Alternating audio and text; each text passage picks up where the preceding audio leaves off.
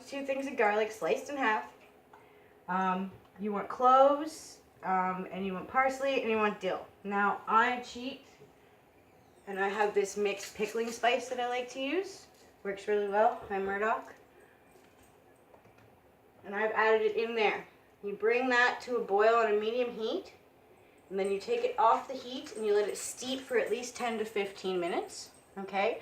Once it's done steeping, you can take it and fill your jars. Right? Fill your jars up, put on your lids, put them in the water, seal them all up so that it's a nice good pickle. Hi, Molly. And yeah, so I have probably 2 or 3 more frozen bags I have to fill, and probably a few more jars to fill, but it's really simple. We'll make sure that we put the recipe for pickling spices and brine down in the description for you guys, and there, enjoy how to prepare, pickle, and freeze your fiddleheads. Shire outdoor living.